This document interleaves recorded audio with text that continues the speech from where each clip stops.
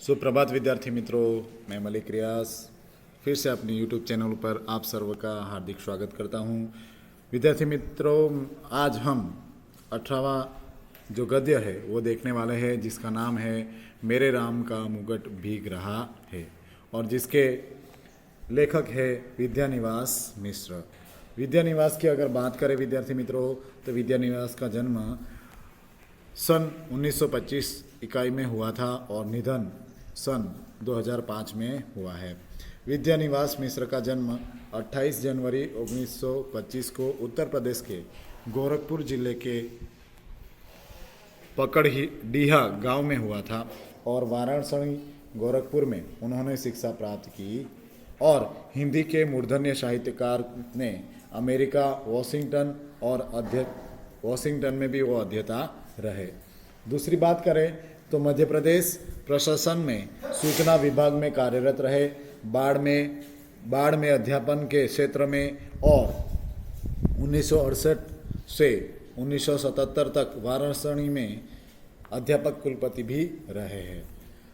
यहाँ देखेंगे भ्रमरानंद स्वयं को मानने वाले विद्यानिवास मिश्र हिंदी के प्रशिष्ट आलोचक और ललित निबंधकार के रूप में जाने गए हैं।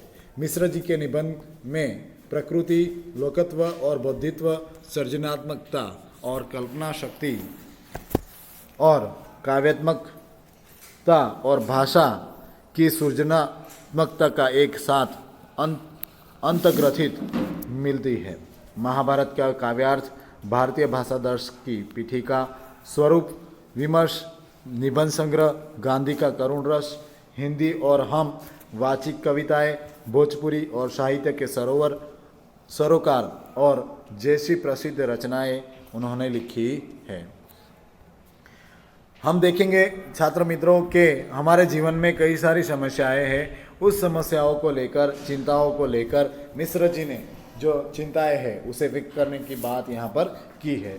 मिश्र जी के साथ अगर हम बात करें तो मिश्र जी ने यहाँ पर जो प्रस्तुत निबंध हमारे सामने प्रस्तुत किया है, उस निबंध के अंदर मानव जीवन में अनेक चिंताएं व्याप्त है और प्रस्तुत निबंध में मिश्र जी ने पौराणिक मिथक के माध्यम से मानव चिंता के अत्यंत सुंदर एवं मार्मिक शब्दों में प्रस्तुत की है, जो अत्यंत संवेदनापूर्ण, जीवंत और चित्र प्रस्तुत करती है। कौशल्या माता का यह विचार सर्वथा युक्तियुक्त है कि इस मौसम में मेरे राम का मुगट भीग रहा होगा, अर्थात वे बहुत सी कठिनाइयों का सामना कर रहे होंगे। हम देखेंगे इस निबंध में मिश्र जी ने चिंताओं को, व्यथाओं को प्रकट करने का कोशिश की है और इस चिंताओं को और इस व्यथाओं को यहाँ पर बताने की कोशिश यहाँ पर की गई है। तो देखेंगे महीनों से मन बेहद उदास है। उदासी की कोई खास वजह नहीं, कुछ तबीयत ढीली, कुछ आसपास के तनाव और कुछ उनसे टूटने का डर, खुले आकाश के नीचे खुलकर सांस लेने की जगह की कमी, जिस काम में लगकर मुक्ति पाना चाहता हूँ उस काम में हजार बाधाएं, कुल लेकर उदासी के लिए इतनी बड़ी चीज नहीं बनती। फिर भी रात दिन नींद नहीं आती। दिन ऐसे बीतते हैं जैसे भूतों के सपनों की और रील पर दूसरी रील चढ़ा दी गई हो और भूतों की आकृतियाँ और डरावनी हो गई हो। इसलिए कभी कभी तो बड़ी परेशानी करने वाली बात हो जाती है और कुछ भी परेशानी नहीं होती। उल्टे ऐसा लगता है जो हुआ एक सहज क्रम में हुआ, न होना ही कुछ अटपटा होता और कभी भी बहुत मामूली सी बात भी भयंकर चिंता का कारण बन जाती है। ये संपूर्ण पैराग्राफ में छात्र मित्र हम ये देखेंगे कि यहाँ पर पूरे पैराग्राफ में मिश्र जी ने एक चिंता को व्यक्त करने का प्रयत्न किया है। ऐसी चिंता जैसी चिंताओं को कभी कोई मायने ही नहीं रखती। हमारे जीवन में ऐसी चिंताओं का कोई कारण ही नहीं है, फिर भी हम ऐसी चिंताएं लेकर हमारे आज के दिन को हम खो देते हैं और आज के दिन को जब हम खो देते हैं तो हम कुछ पाते नहीं। हमारे जीवन में कई सारे ऐसे लक्ष्य होते हैं, मगर हम कई सारी ऐसी चिंताओं के कारण उस लक्ष्य को खो देते हैं और उस लक्ष्य को कभी प्राप्त नहीं कर पाते। ये सारी बातें मिश्र जी ने यहाँ पर प्रस्तुत करने का कोशिश की है। देखेंगे कि आगे मिश्र जी क्या कहते हैं। अभी 2 दिन रात पहले मेरे साथी संगति का कार्यक्रम सुनने के लिए 9 बजे रात गए। साथ में जाने के लिए मेरे एक चिरंजीवी ने और मेरे एक मेहमान महानगरी वातावरण में पली कन्या ने अनुमति मांगी।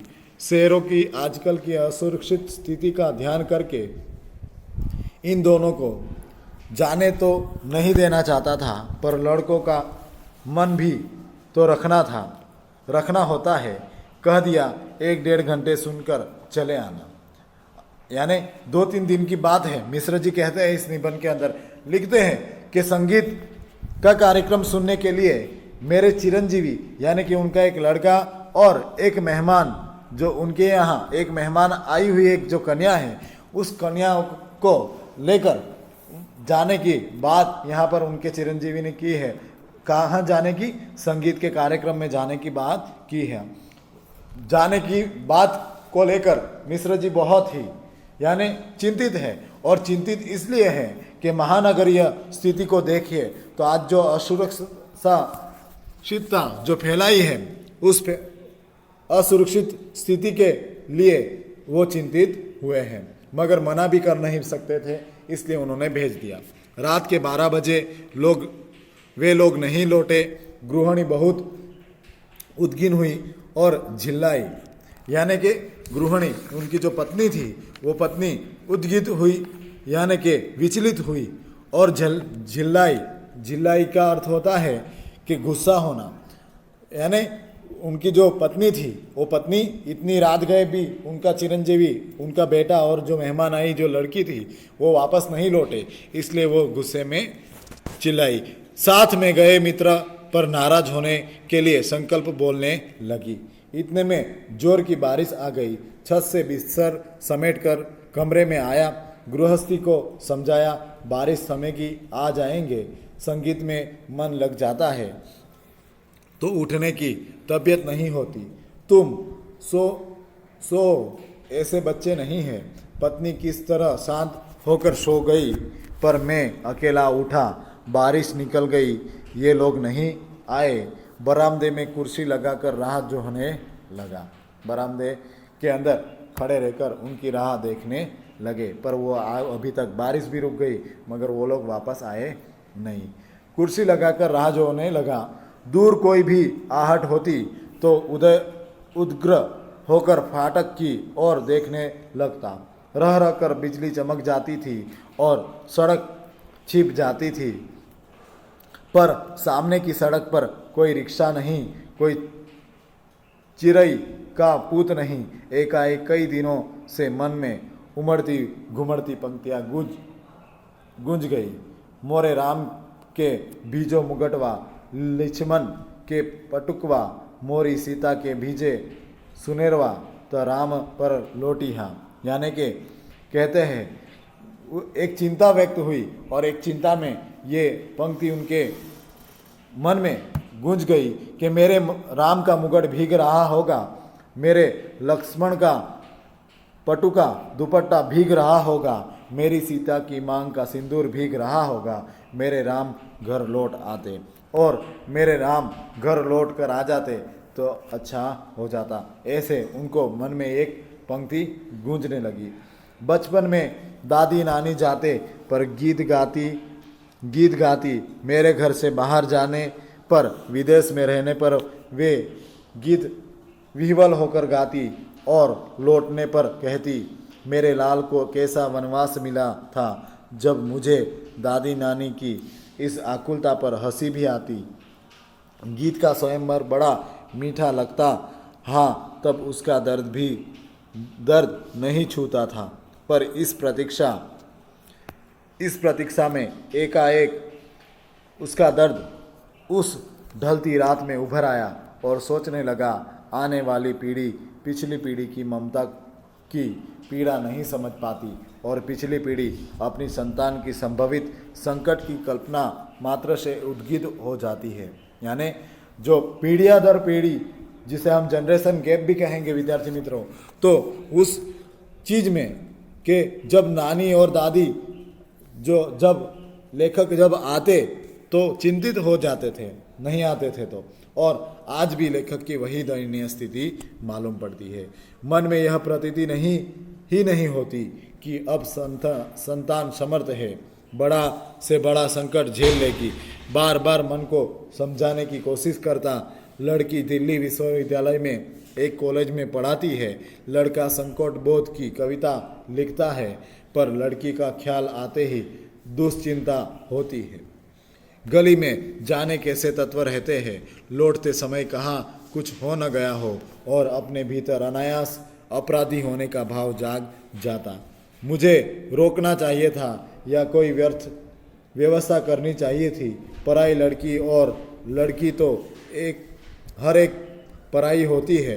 धोबी की मटूरी की तरह घाट पर खुले आकाश में कितने दिन फहराएगी। अंत में उसे गृहिणी बनने जाना ही है। घर आई कहीं कुछ हो न जाए। और ये जो मेहमान उनके वहाँ आई है, उसके लिए व्यर्थ चिंता उनके मन में जागृत हो गई कि कहीं कुछ हो ना जाए। उस नादानी भरी बातों को लेकर लेखक खूब चिंतित हो रहे हैं। आगे हम देखेंगे छात्र मित्रों के फिर मन घूम गया कौशल्या की ओर, लाखों करोड़ों कौशल्या की ओर, और लाखों करोड़ों कौशल्या के द्वारा मुखरित एक अनाम अरूप कौशल्या की ओर। इन सब के राम वन में निवासित, पर क्या बात है कि मुकुट अभी भी उनके माथे पर बंधा है और उसी के भीगने की इतनी चिंता है। और क्या पता कि अभी तक वो मुकुट भीग रहा है और यही चिंता में वो व्यतीत हो चुके हैं। क्या बात है कि आज भी काशी की रामलीला आरंभ होने के पूर्व एक निश्चित मुहूर्त में मुकुट की ही पूजा सबसे पहले की जाती है। क्या बात है कि तुलसीदास ने कानन को शत अवध समाना कहा और चित्रकूट में ही पहुंचाने पर उन्होंने कली की कुटिल कुचाल दिख पड़ी। यह बात है कि आज भी वनवासी धनुर राम ही लोकमानस के राजा राम बने हुए हैं। कहीं ना कहीं इन सब के बीच एक सम्मति होनी चाहिए। और यहाँ पर जो लेखक है वो लेखक राम की बातों को सोच रहे हैं। आगे कह रहे हैं, अभिषेक की बात चली, मन में अभिषेक हो गया और मन में राम के साथ राम का मुकुट प्रतिष्ठ हो गया। और राम का जो मुकुट था, ये सारी बातें जो राम के वनवास के दौरान जो हुई थी वो सारी बातें यहाँ पर कर रहे हैं। और ये भी कह रहे हैं कि अभिषेक हो गया और राम के साथ राम का मुकुट प्रतिष्ठ हो गया। मन में प्रतिष्ठ हुआ, इसलिए राम ने राजकीय वेश उतारा, राजकीय रथ में उतरे, राजकीय भोग का परिहार किया, पर मुकुट तो लोगों के मन में था, कौशल्या के मातृस्नेह में था। वह कैसे उतरता? वह मस्तक पर विराजमान रहा और राम भीगे तो भीगे, मुकुट न भीगने पाए, इसकी चिंता बनी रही। राजा राम के साथ उनके अंगरक्षक लक्ष्मण का कमरबंद दुपट्टा भी प्रहरी की जागरूकता का उपलक्षण न भीगने पाए और अखंड सौभाग्य सीता की मांग का सिंदूर न भीगने पाए। सीता भले ही भीग जाए, राम तो वन से लौट आए, सीता को लक्ष्मण फिर निर्वासित कर आए। और पर लोकमानस में राम की वन यात्रा अभी भी नहीं रुकी। मुकुट दुपट्टे और सिंदूर के भीगने की आशंका अभी भी साल रही है। कितने अयोध्या बसी उजड़ी पर निर्वासित राम की असली राजधानी जंगल का रास्ता अपने कांटों, कुशी, कंकड़ों और पत्थरों की वैसे ही ताज़ा चुभन लिए हुए बरकरार है। यहाँ पर पूरी बातें यानी एक चिंता व्यक्त हो रही है। जैसे कि राम का जब मुकुट उतारा गया था तब उनकी जो चिंताएं थी वो सारी चिंताएं यहाँ पर व्यतीत करने की कोशिश की है। और इस चिंताओं को, जिनका कोई मायने नहीं है, फिर भी यहाँ पर चिंताएं व्यक्त हो रही है, क्योंकि जिनका आसरा साधारण गवार आदमी भी लगा सकता है, वे राम तो सदा निर्वासित ही रहेंगे। और उनके राजपाट को संभालने वाले भरत अयोध्या के समीप रहते हुए भी उनमें भी अधिक निर्वासित रहेंगे। निर्वासित ही नहीं बल्कि एक काल कठोरे में बंद जलवती की तरह बिताएंगे। यानी यहाँ पर जो अयोध्या में राम के साथ जो हुआ था और राम के साथ जो जाने की, वन में जाने की जो बात हुई थी, वो सारी बातों को यहाँ पर निर्धारित करने की कोशिश की है। और ये भी सोचने की बात है छात्र मित्रों कि जैसे राम को जैसे वनवास हुआ था और उस वक्त जैसे राम का मुकुट को कुछ निष्कलंक रहा था, पर चाहे राम भीग जाए पर राम का मुकुट वैसे के वैसा ही रहे। यहाँ पर इस बात पर यह भी बात यहाँ पर निर्देश की गई है लेखक ने कि जो चरित्र है वो चरित्र की बात यहाँ पर हमारे सामने रखने की कोशिश की है। आगे हम देखेंगे, सोचते सोचते लगा कि इस देश की ही नहीं पूरे विश्व की एक कौशल्या है जो हर बारिश में बसुर रही। मोरे राम बीजो मुकुट, मेरे राम का मुकुट भी भीग रहा होगा। मेरी संतान ऐश्वर्य की अधिकारिणी संतान वन में घूम रही है। और उनकी जो संतान है, जैसे कौशल्या की चिंताएं हैं, उस चिंताओं को जैसे यहाँ पर लेखक की चिंताएं माना गया है, उसका मुकुट, उसका ऐश्वर्य भीग रहा है। मेरे राम कब घर लौटेंगे? और लेखक कह रहे हैं कि मेरे राम जो है वो राम कब घर आएंगे वापस। मेरे राम के सेवक का दुपट्टा भीग रहा है, और मेरे राम के जो सेवक है उस सेवक का दुपट्टा भीग रहा है। पहरुए का कमरबंद भीग रहा है, उसका जागरण भीग रहा है। और मैं कैसे धीरज धरूं मनुष्य की इस सनातन नियति से एकदम आतंकित हो उठा।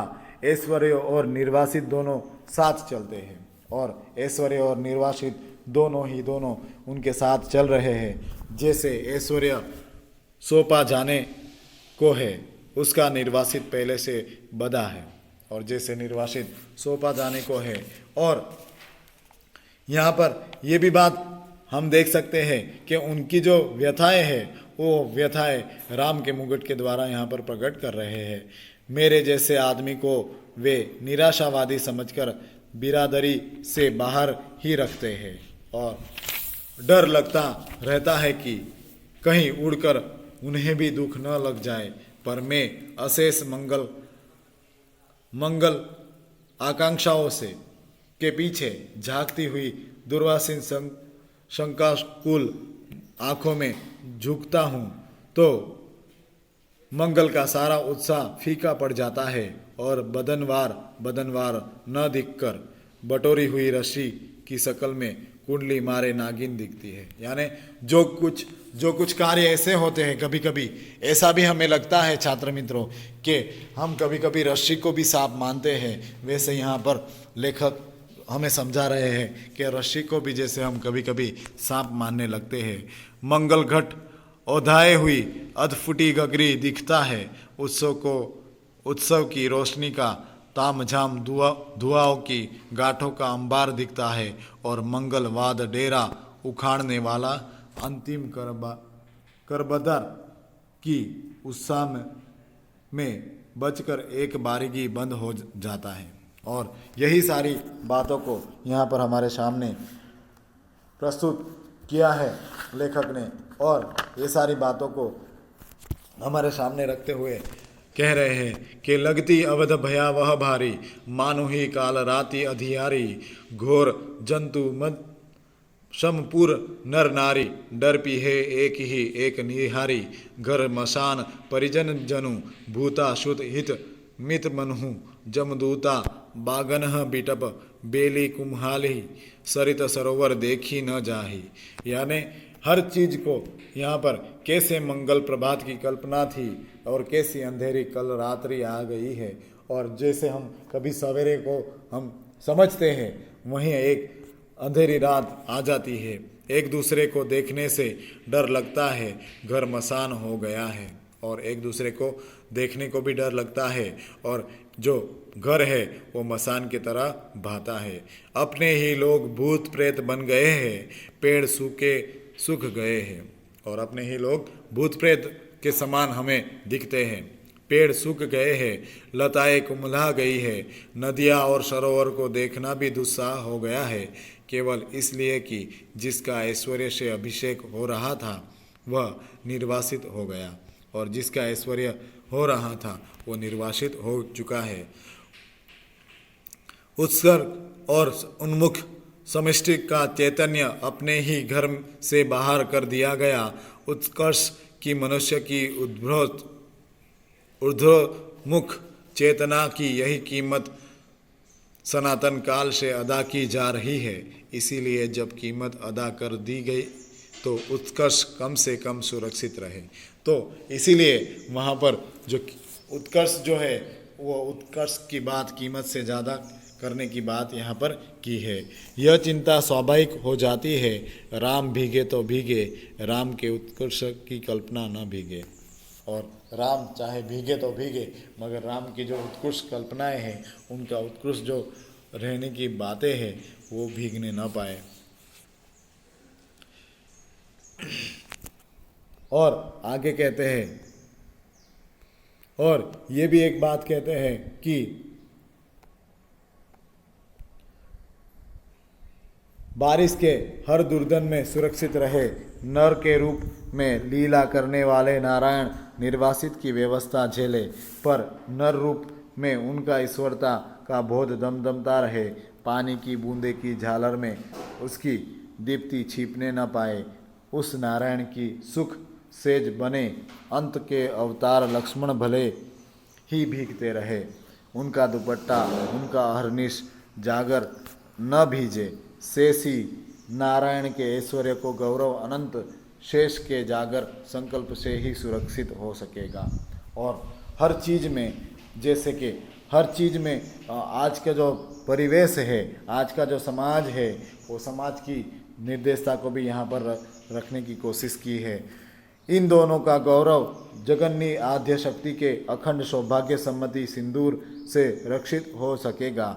उस शक्ति का एक निष्ठ प्रेम पाकर राम का मुकुट है, क्योंकि राम का निर्वासित वस्तुतः सीता का दोहरा निर्वासित है। और राम का जो मुकुट है, वो मुकुट जो सीता का सिंदूर है, वो सीता के सिंदूर के समान बचने वाला है। राम तो लौट कर राजा होते, पर रानी होते ही सीता राम द्वारा वन में निर्वासित कर दी जाती है।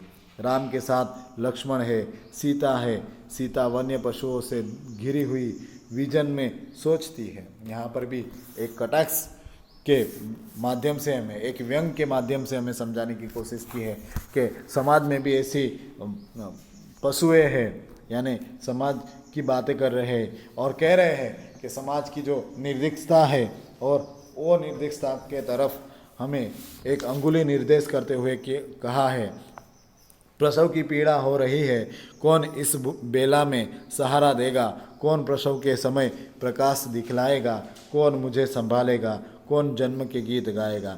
जब सीता माता यहाँ वनवास में गई और जब प्रसव पीड़ा हुई, तब उन्हें संभालने वाला कोई नहीं था। वैसे ही यहाँ पर ये जो बच्चे गए हैं, उन्हें संभालने वाला कोई नहीं है। वो बातें को यहाँ पर वो सोच रहे हैं। कोई गीत नहीं गाता सीता, जंगल की सूखी लकड़ी बीनती है, जलाकर औजार करती है और जुड़वा बच्चे को मुंह निहारती है। दूध की तरह अपमान की ज्वाला में चित कूद पड़ने के लिए उफन्ना है, और बच्चों के प्यारी और मासूम सूरत देखते ही उस पर पानी के छांटे पड़ जाते हैं। यानी जब सीता माता को अग्नि परीक्षा में से पसार होना पड़ा, वैसे ही समाज में से इन बच्चों को पसार होना पड़ेगा, यहाँ से गुजरना पड़ेगा। उस चीज़ को यहाँ पर हमारे सामने रखने की बात लेखक ने की है। पर पानी के छांटे पड़ जाते हैं, उफान दब जाता है, पर इस निर्वासन में भी सीता का सौभाग्य अखंडित है। वह राम के मुकुट को तब भी प्रमाणित करता है। मुकुटधारी राम को निर्वासित से भी बड़ी व्यथा देती है। और यहाँ जो बात करी है तो निर्वासित यानी कि देश से निकालने की जो बात है, वो देश से निकालने की बात यहाँ पर सीता के सिंदूर से भी यानी बड़ी व्यथा मालूम पड़ती है। और एक बार अयोध्या जंगल बन जाती है, स्नेह की रसधार रेत बन जाती है, सब कुछ उलट पुलट हो जाता है और भवभूति के शब्दों में पहचान की बस एक निशानी बच रहती है। और भवभूति के शब्दों में एक ही निशानी यहाँ पर रहती है। यानी यहाँ पर पूरे रामायण की कथा को लेकर छात्र मित्रों हमारे सामने लेखक ने एक निबंध को प्रस्तुत किया है। और इसके अंदर ये भी बताने की बात की है कि जैसे पूरी बातों को, जैसे कि राम का तो वनवास खत्म हो गया, मगर सीता का वनवास अभी भी जारी रहा। और उसमें इन जो बच्चों को प्रसव पीड़ा से उन्होंने अपने आप में झुंझुलती रही, पर अग्नि द्वेषा अग्नि बहुत ही उफान लेती रही। मगर सीता ने जब दोनों बच्चों को देखा तो वो देखते ही उनको ये सारी बातों को भूलना पड़ा। और एक बात यहाँ पर भवभूति की यहाँ पर प्रस्तुत कर रहे हैं एक लेखक और कह रहे हैं कि पहाड़ राम मुकुट में जड़े हीरो की चमक के सैकड़ों शिखर एकदम कठोर तीखे और निर्मम, पूरा यत्र स्रोत पुलिन मधुना तत्र सरिता, विपर्यास या तो धन विरल भाव क्षिति रूहम, बहो कालादह दृष्टा हि मव मये बिनमिंद निवेश शैला तद मति बुद्धिद्रयत्र। राम का मुकुट इतना भारी हो उठता है कि राम उस बोझ की राह उठते हैं। और इस वेदना के चित्कार में सीता के माथे का सिंदूर और दमक उठता है, सीता का वर्चस्व और प्रखर हो उठता है। इसीलिए राम जब अपने आप में एक महान राजा थे, वहीं सीता जी भी अपने आप में एक जो एक जगत जननी के स्वरूप में हमारे सामने आई है। क्योंकि इतने सारे दुखों को सहन करके भी सीता ने अपने बच्चों को आगे बढ़ाया और इतनी शिक्षा तो दी कि जो राम के सामने आते ही दोनों बच्चे एक राजकुंवर की तरह पाले हुए थे सीता माता ने। और आगे कहते हैं कि कुर्सी पर पड़े पड़े यह सब सोचते सोचते 4 बजने को आए।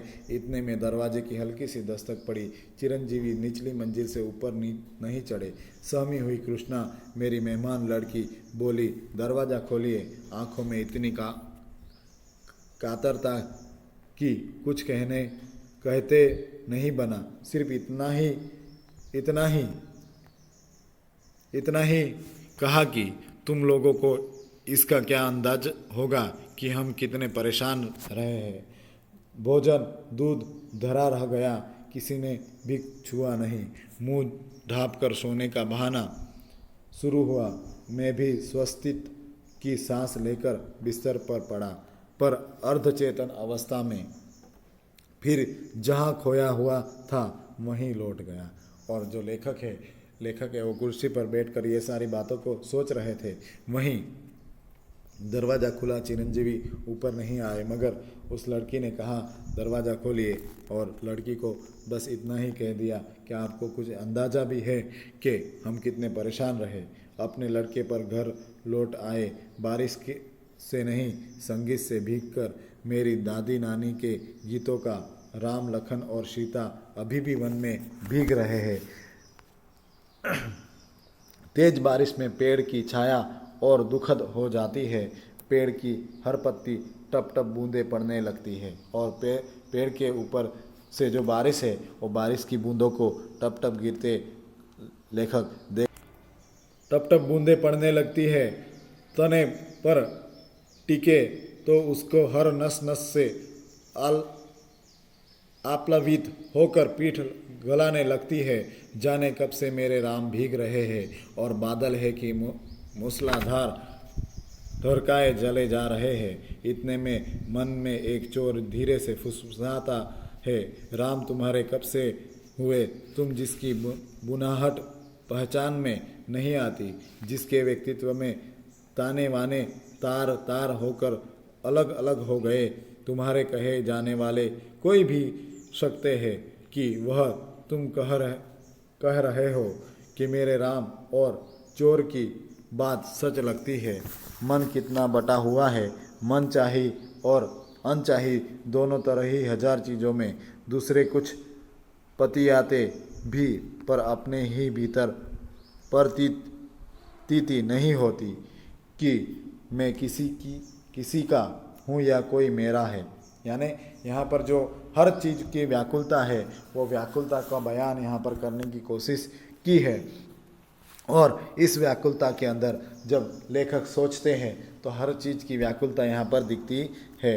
और आगे कहते हैं, पर दूसरी ओर यह भी सोचता हूँ कि बार बार की विचित्रता से अनमने में अकारण चिंता किसी के लिए होती है। वह चिंता क्या पराये के लिए होती है? वह क्या कुछ भी अपनी नहीं है? फिर इसी अनमने में ही क्या राम अपनाने के लिए हाथ नहीं बढ़ाते आए हैं? क्या क्या क्या न कुछ होना और न कुछ बनना ही अपनाने की उनकी बड़ी हुई शर्त नहीं है? यानी हर चीज़ में राम की जो बातें हैं वो राम की बातों को यहाँ पर प्रस्तुत करने की कोशिश की है। आखिरी दूसरे पैराग्राफ में कहते हैं कि तार टूट जाता है, मेरे राम का मुकुट भीग रहा है, पर यह भीतर से क्या कहा पाऊँ अपनी उदासी के ऐसा चिपकाव अपने संकरे में दर्द से ऐसा रिश्ता राम को अपना कहने के लिए केवल उनके लिए भरा हुआ हृदय कहाँ पाऊँ? और राम को अपना कहने के लिए ऐसा भरा हुआ हृदय कहाँ से मैं लाऊँ? मैं शब्दों में घने जंगलों में हीरा गया हूँ और जानता हूँ कि इन्हीं जंगलों में के आसपास किसी टेकड़ी पर राम की पर्णकुटी है, पर इस उलझाने वाले शब्दों के अलावा मेरे पास कोई राह नहीं है। और जैसे एक उलझाने वाले जो शब्द है वो उलझाने वाले शब्द को सिवा यहाँ पर कुछ नहीं है।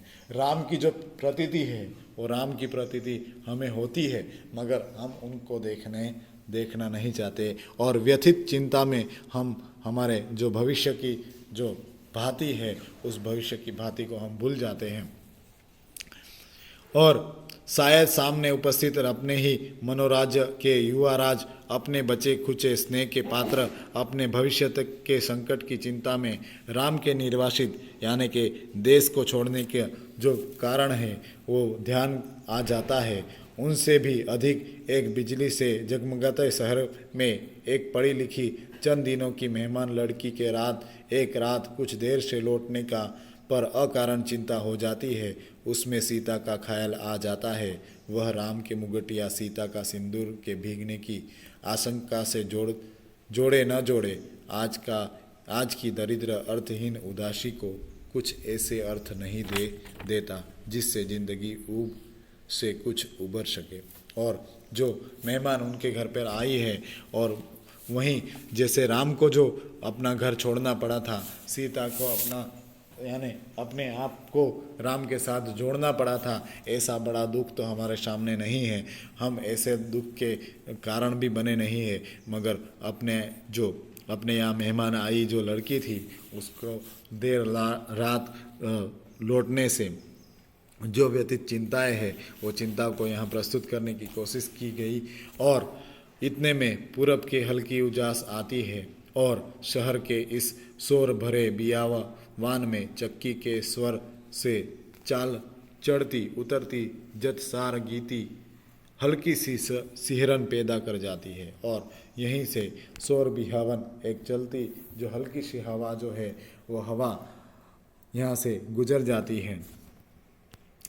मोरे राम के भी जो मुगटवा और अमचूर की तरह विश्वविद्यालयी जीवन की नीरसता से में सूखा मन कुछ जरूर ऊपरी सतह पर ही सही भीगता नहीं। और जो हमारे मन को हमने बना लिया है कि व्यथित चिंता में हम रहते हैं, उसे मन को हमने छोड़ना चाहिए।